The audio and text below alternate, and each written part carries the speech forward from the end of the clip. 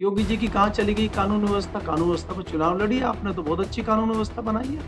आपने तो बहुत अच्छा बुलडोज़र चलाया, बुलडोज़र के नाम पे चुनाव लड़िए आप। आप उसी पे तो रिपीट हुए थे। ये बुलडोज़र क्यों नहीं चल रहा राम मंदिर के चोरों के यहाँ? ये बुलडोज़र क्यों नहीं चल रहा जिनके ऊपर युवाओं के ऊपर लाठीचार्ज, गोली हुई है, लड़कियों के ऊपर बदतमीज़ियाँ उत्तर प्रदेश में लोग कर रहे हैं, उनके यहाँ क्यों नहीं चल रहा है ये? ये बुलडोज़र का डीज़ल खत्म हो गया है क्या? तो करिए आप कि अब इनको लग गया है कि पोल पट्टी खुल गई है, कुछ नहीं होगा। चलवा दीजिए आगरा के जैन साहब के यहाँ बुलडोज़र, कि कैसे 15 दिन में ये हाईवे टूट गया और ये आप क्या पंखे से सुखाएँगे रोड को? तो ये जो मज़ाक आपने देश में और दुनिया में हमारा बनाया है, चलवा दीजिए उनके यहाँ, बुलडोज़र खत्म हो गया।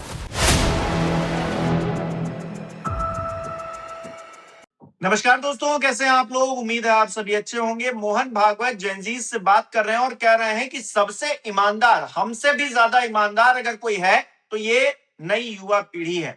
हमसे भी ज्यादा देशभक्त कोई बड़ा है तो वो ये युवा पीढ़ी है। लेकिन भारतीय जनता पार्टी के लोग तो इन्हीं जेनजीज को गाली दिया करते थे। इन्हीं जेनजीज को पता नहीं कहां कहां कौन कौन सा कनेक्शन जोड़ते थे, कभी पाकिस्तान से जोड़ते थे, कभी सोरोस से जोड़ते थे। क्या ये जवाब उनके लिए था? और दूसरी तरफ प्रधानमंत्री नरेंद्र मोदी का भी जवाब आया है। उन्होंने कहा है कि सवाल मत पूछिए, समाधान दीजिए। तो प्रधानमंत्री किससे कह रहे हैं समाधान देने के लिए? मोहन भागवत से कह रहे हैं क्या कि हम जिस कंडीशन में फंस गए हैं वहां से सत्ता भी जा सकती, कुर्सी हिल रही है, तो ऐसे में समाधान दीजिए कि कैसे बच पाए। ये मत बताइए क्या हो रहा है, सवाल मत पूछिए। और बाबा बागेश्वर तो प्रधानमंत्री को जिस तरह से याद आए हैं, आईआईटी दिल्ली में मजाक बनाया जा रहा है। क्या आप आईआईटी में खड़े होकर पाखंड को बढ़ावा दे रहे हैं क्या? करेंगे बात इन सभी मुद्दों पर। केपी मलिक जी बृहस्पतिवार हमारे साथ जुड़े हैं। सर, बहुत बहुत स्वागत है आपका। बहुत-बहुत धन्यवाद हिमांशु जी, आपका भी और हमारे दर्शकों का भी। और दर्शकों से सर, माफ़ी चाहते हैं, बीच में हम 1 आध दिन नहीं आए, तो उनसे हम जो है क्षमा याचना भी है और उनका हम हार्दिक धन्यवाद भी करते हैं, अच्छे कमेंट वो देते हैं, प्रोत्साहित करते हैं। जी। सर एक तरफ है मोहन भागवत जी, एक पावर सेंटर नागपुर में और दूसरा पावर सेंटर दिल्ली में प्रधानमंत्री नरेंद्र मोदी का है। अब ये दोनों आपस में टकराते हुए नजर आ रहे हैं, बयानबाजी जिस तरह की हो रही है उसके मद्देनजर। क्योंकि मोहन भागवत एक तरफ तो ये कह रहे हैं कि ये जो युवा पीढ़ी है, जो सड़कों पर उतरी, जंतर मंतर पर प्रोटेस्ट किया, अपनी मांगों को लेकर मुखर हुए, वो कोई देशद्रोही नहीं है। वो सबसे बड़े देशभक्त हैं, सबसे ज्यादा ईमानदार हैं। ये बात कह रहे हैं भागवत जी। और मोदी जी कह रहे हैं कि सिर्फ सवाल मत पूछो, हमको समाधान भी बताओ। तो ये बात मोदी जी जो कह रहे हैं वो जेनजीज से कह रहे हैं, युवा पीढ़ी से कह रहे हैं, या भागवत जी से कह रहे हैं कि अपनी जान बचानी है तो हमको सॉल्यूशन बताओ, ये मत बताओ क्या हो रहा है। तो ये बात उस तरफ जा रही है, क्या पावर सेंटर टकरा रहे हैं या फिर युवाओं, जो नई पीढ़ी है, उसके लिए असल में कुछ सॉल्यूशन निकल रहा है, कुछ बातचीत हो रही है, कुछ नया करने की कोशिश हो रही है? हिमांशु जी, आप ये बताइए कि ये जो मोहन भागवत जी कह रहे हैं या मोदी जी कह रहे हैं, ये अभी क्यों कह रहे हैं? पिछले 12 साल में तो कहा नहीं इन्होंने इस तरह की चीज़ें। हम्म, इसको हमारे यहाँ गाँव में कहा जाता है कि जब टोटा आता है या आप हम्म, कहते हैं किसी के घर में जो है तंगी हो जाती है, तो फिर वहाँ लड़ाई शुरू होती है। जब तक माल आ रहा हो, जब तक सब ठीक-ठाक चल रहा हो, तब हर आदमी श्रेय लेता है और हम्म, बढ़िया चल रहा होता है, कोई दिक्कत नहीं होती है। जैसे ही कोई ज़िम्मेदारी फिक्स हो जाए, जैसे ही कोई किसी के कुछ लेन-देन की बात आए, फिर एक-दूसरे के ऊपर टालने लगते हैं और फिर लड़ाई शुरू हो जाती है घर, ठीक है? दूसरा हम हम्म, पढ़ते हैं महर्षि वाल्मीकि की कहानी पढ़ते हैं और वो अंगुलीमाल की कहानी पढ़ते हैं। हम ये पढ़ते हैं कि वो साधुओं को घेर लिया वहाँ पे और कहा भाई जितना माल है रख दो, हैं? लुटेरे आ गए, तो वो हम्म, तो साधु हूँ, बोला हमारे पास क्या माल है? बोला नहीं है तुम्हारे पास। तो बोला अच्छा चलो माल तो है हमारे पास हम तुम्हें दे देंगे, लेकिन किसके लिए ले रहे हो? अरे बोला मैं अपने परिवार के, अपने रिश्तेदारों के जानने वालों के लिए लूटता हूँ। तो बोला अच्छा तो आप पूछो उनसे कि अगर आपके ऊपर कोई विपत्ति आ गई, तो आपका साथ देंगे? बोला अच्छा मुझे इतना मूर्ख समझ रहे हो कि मैं उधर जाऊँ और तुम भाग जाओ? बोला नहीं तो हमें बाँध दे भाई अपना कुछ इंतज़ाम कर ले तू। तो ख़ैर वो गया परिवार में और उसने कहा कि भई मुझे विपत्ति आ गई है और ऐसे-ऐसे बात है, तो सारे परिवार वाले हमने मना कर दिया। अरे भाई हमने थोड़ी कहा था तू लूट के हमें लाके दे, हम तो तुम्हारे साथ नहीं हैं। तो वो कहानी आज के टिन्नू यादव पे लागू होती है। अब कोई परिवार वाला उसके साथ आएगा नहीं, तब तो सब मज़े ले रहे थे। हम्म, अगर वो टीनू यादव के घर में 20,000 50,000 तनख्वाह आ रही होती और सब नॉर्मल चल रहा होता तो बढ़िया था। अब जैसे ही वो माल लूट के ले जाने लगे, वो खाली मैं एक व्यक्ति का नाम इसलिए ले रहा हूँ कि उसमें तमाम है, वो चाहे 8 लोग हों, चाहे 50 लोग हों पीछे, वो एक सांकेतिक नाम है, उसमें कोई भी हो सकते हैं। कि जब आप हम्म, आय से अधिक कमा रहे हैं, जब आप और ये खाली उन्हीं की बात नहीं मैं कर रहा हूँ, चाहे कोई अधिकारी हो, चाहे कोई कर्मचारी हो, चाहे कोई बिज़नेसमैन हो, आज जो लूट के आप घर ले जा रहे हैं, वो किसको आप दे रहे हैं? और वो क्या उसका सदुपयोग हो रहा है कि नहीं हो रहा है? हिमांशु जी, अब ये हमारी जो बहस है, चर्चा है, थोड़ी दूसरी तरफ जा रही है। अगर मैं अध्ययन करता हूँ अपने जितने अधिकारी दोस्त हैं, नेता दोस्त हैं या कई सारे इन परिस्थितियों में, इन हालात में हमारी उम्र में पहुँच गए हैं, उनके बच्चे तो आवारा निकल गए सबके जिन्होंने पैसे कमाए रिश्वत से, इससे, उससे।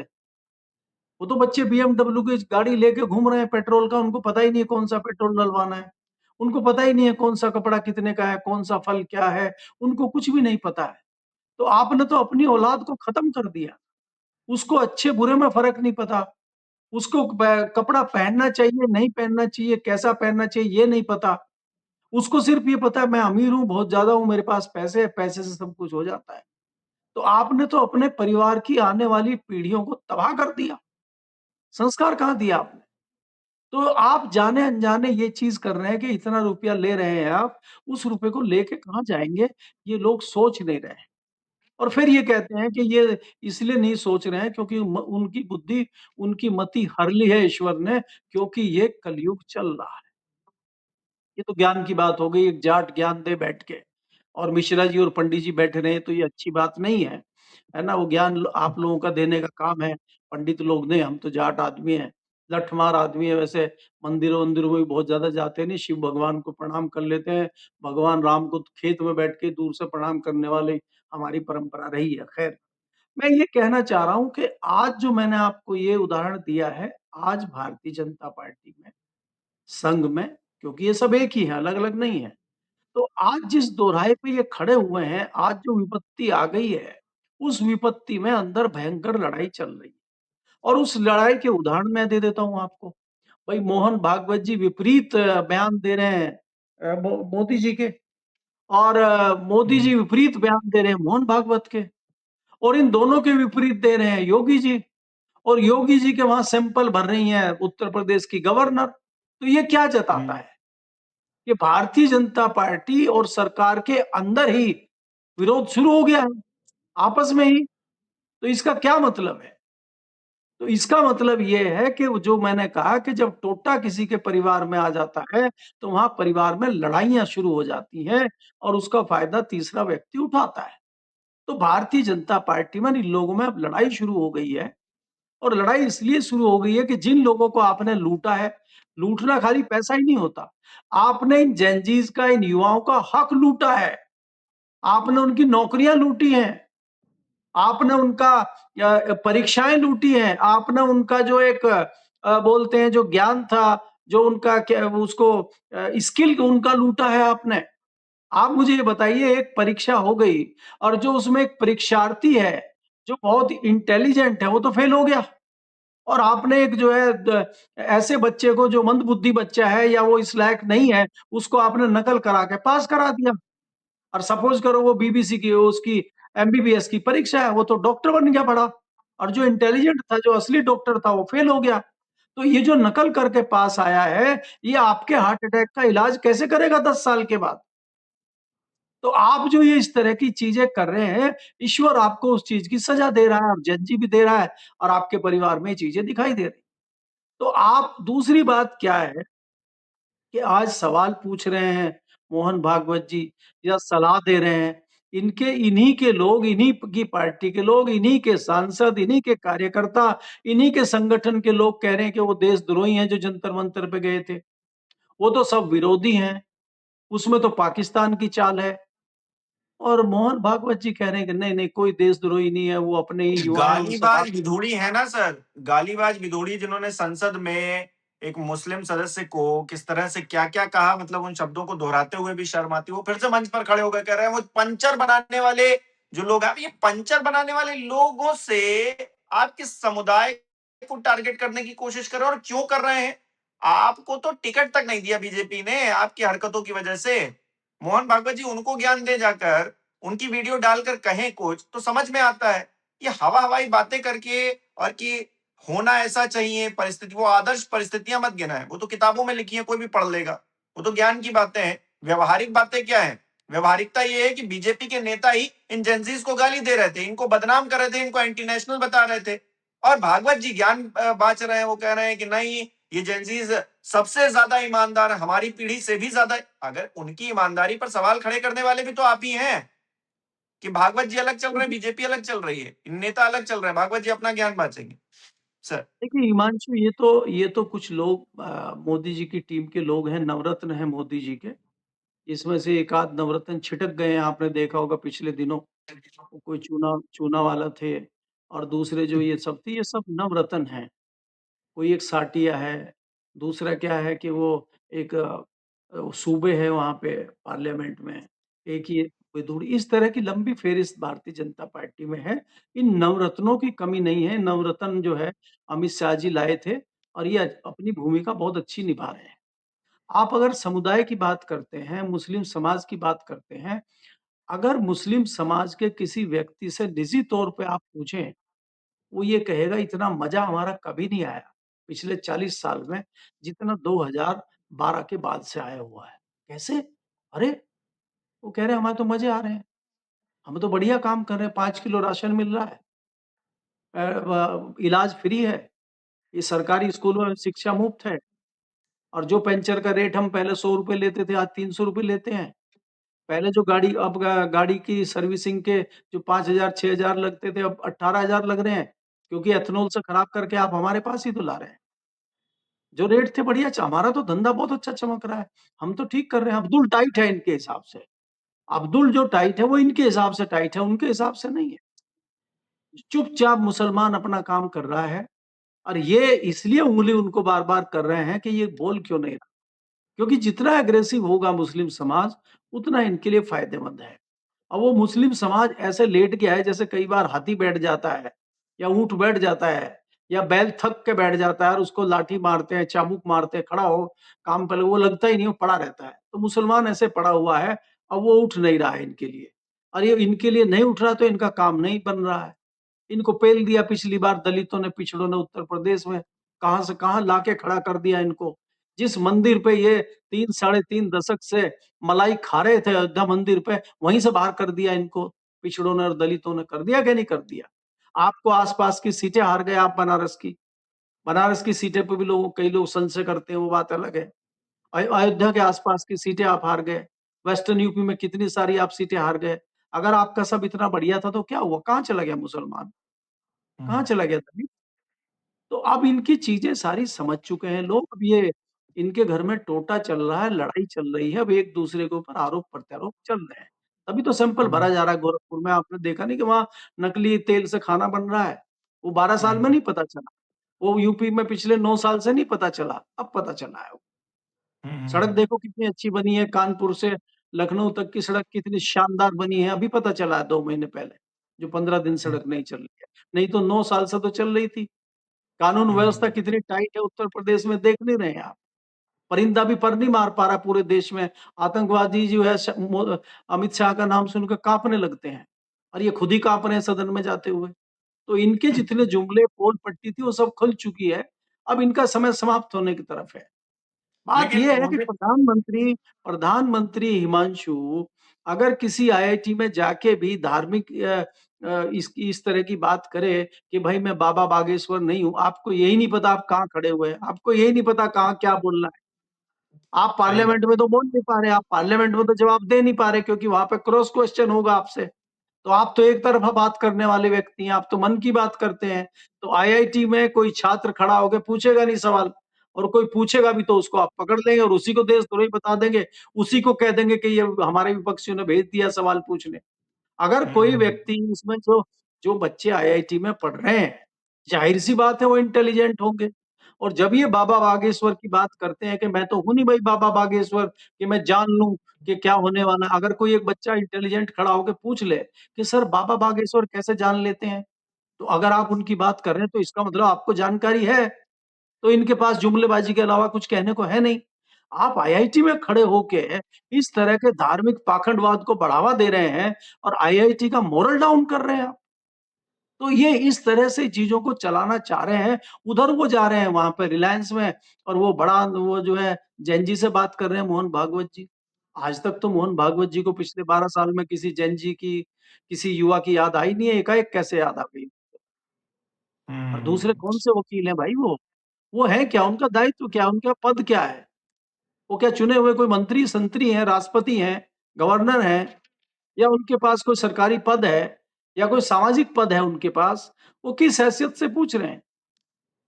तो ये जो जुमलेबाज़ी चल रही है, अब ये लोगों की समझ में आ गई है और पहले आप एक-एक वर्ग को निपटा रहे थे, चाहे वो किसान वर्ग हो, चाहे वो व्यापारी वर्ग हो, चाहे वो दूसरा वर्ग हो, फिर आपने जातियों को निपटाना शुरू किया। अब ये तो जेन ज़ी है, इसका तो कोई वर्ग है ही नहीं।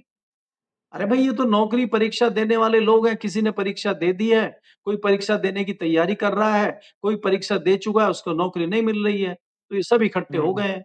अब इकट्ठे होंगे, हम्म। संतुष्ट आप इनको कर नहीं पाएँगे, क्योंकि इनको संतुष्ट करने का एक ही तरीका है, अच्छी शिक्षा दीजिए, पारदर्शी शिक्षा दीजिए, पारदर्शी परीक्षा दीजिए और भाई पारदर्शी साथ नौकरी दीजिए, वो तीनों आप दे नहीं पा रहे क्योंकि आपकी नीयत अच्छी है नहीं। तो आपका तो ये हाल हम्म। करेंगे ही है, उसमें कोई क्या कर हम्म। लेगा? हम्म। क्या करेगा कोई बताइए? इसीलिए ये बिल्कुल। डर डर की वजह से इधर-उधर बोलते फिर रहे हैं और जो बोलने के लिए जगह बनाई है, उसको मंगल मिलन, होली मिलन के लिए उसको जो है बैंक्वेट हॉल बना रखा है इन्होंने सदन को। जी। हम्म। अच्छा, प्रधानमंत्री जिस तरह से रिएक्ट कर रहे हैं वो तो एक अलग कहानी है। प्रधानमंत्री पद के दावेदार उत्तर प्रदेश के मुख्यमंत्री योगी आदित्यनाथ क्या कर रहे हैं वो भी देखना बड़ा दिलचस्प है। राम मंदिर पर उन्होंने पलटी मार ली। राम मंदिर को लेकर उन्होंने कह दिया कि भाई सुप्रीम कोर्ट कुछ कहे या फिर ट्रस्ट कुछ कहे तो हम हस्तक्षेप करें, हमारी कोई हैसियत नहीं है कि हम उसमें हस्तक्षेप कर पाए। अब वो अपने पुराने अंदाज में लौट चुके हैं। वहीं हिंदू मुसलमान, और मजेदार बात यह है, मजेदार नहीं है तो दुखद बात कहूंगा मैं, कि प्रशासनिक स्तर पर बैठे हुए बड़े-बड़े जो अधिकारी हैं वो भी इन्हीं की भाषा बोल रहे हैं। एक नेता को भी जो भाषा नहीं बोलनी चाहिए एक समुदाय के लिए, वो भाषा रामपुर के एसपी बोल रहे हैं और योगी आदित्यनाथ इधर मंच पर खड़े होकर कह रहे हैं कि आओ बच्चू, हम तुमको दंगा करना सिखाएं, तुम्हारी चूड़ियां कैसे टाइट होंगी हम बताएं। तो मतलब चुनाव आते ही इनका वो पुराना वाला फॉर्मूला फिर से निकल आया है। लेकिन आज की परिस्थितियां और जो पुरानी परिस्थितियां थी, बहुत फर्क है। तो ऐसे में ये क्या फिर से कामयाब हो पाएंगे या नहीं हो पाएंगे?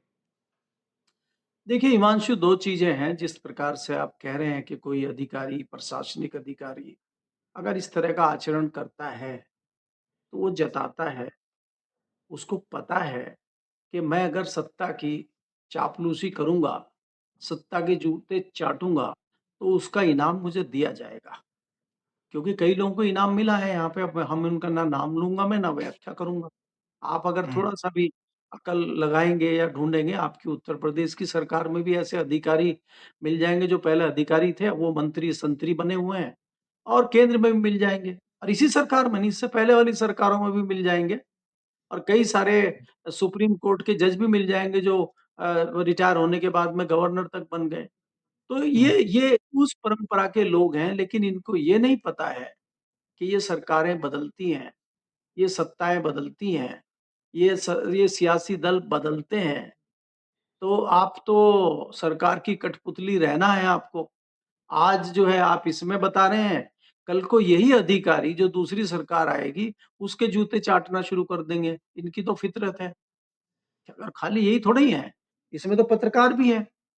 आप देखते नहीं कई पत्रकार किस तरह के आचरण कर रहे हैं आजकल सरकार के जो राग दरबारी बने हुए हैं।